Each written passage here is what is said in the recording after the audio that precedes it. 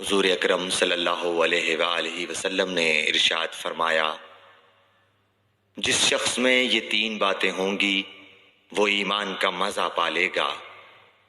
ایک یہ کہ وہ شخص جسے اللہ اور اس کا رسول ان کے ماں سوا سے زیادہ عزیز ہوں، اور دوسرے یہ کہ جو کسی بندے سے محض اللہ ہی کے لیے محبت کرے، اور تیسری بات یہ کہ جسے اللہ نے کفر سے نجات دی ہو پھر دوبارہ کفر اختیار کرنے کو وہ ایسا برا سمجھے جیسا آگ میں گر جانے کو برا جانتا ہے۔ صحیح بخاری حدیث نمبر 21۔ حضرت محمد مصطفیٰ صلی اللہ علیہ وآلہ وسلم نے فرمایا، جب جنتی جنت میں اور دوزخی دوزخ میں داخل ہو جائیں گے، اللہ پاک فرمائے گا جس کے دل میں رائی کے دانے کے برابر بھی ایمان ہو اس کو بھی دوزخ سے نکال لو۔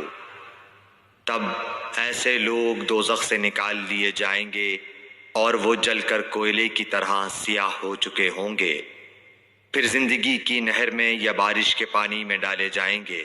اس وقت وہ دانے کی طرح اگائیں گے جس طرح ندی کے کنارے دانے اگاتے ہیں۔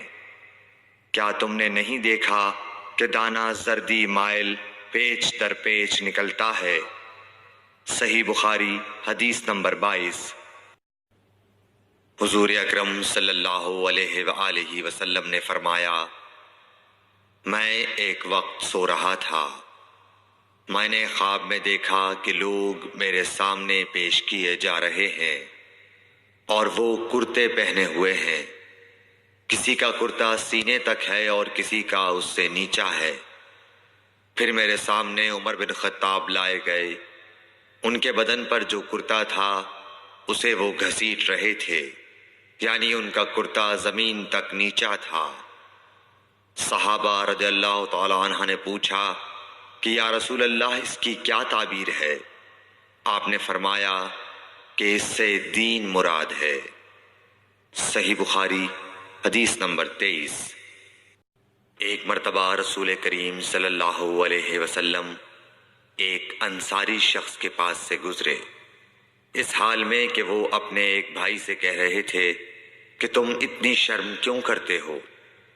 آپ نے اس انصاری سے فرمایا کہ اس کو اس کے حال پر رہنے دو، کیونکہ حیا بھی ایمان ہی کا ایک حصہ ہے۔ صحیح بخاری حدیث نمبر 24۔ رسول اللہ صلی اللہ علیہ وسلم نے فرمایا، مجھے اللہ کی طرف سے حکم دیا گیا ہے کہ لوگوں سے جنگ کروں اس وقت تک کہ وہ اس بات کا اقرار کر لیں کہ اللہ کے سوا کوئی معبود نہیں ہے، اور یہ کہ محمد صلی اللہ علیہ وسلم اللہ کے سچے رسول ہیں، اور نماز ادا کرنے لگیں اور زکوٰۃ دیں۔ جس وقت وہ یہ کرنے لگیں گے تو مجھ سے اپنے جان و مال کو محفوظ کر لیں گے سوائے اسلام کے حق کے۔ رہا ان کے دل کا حال تو ان کا حساب اللہ کے ذمے ہے۔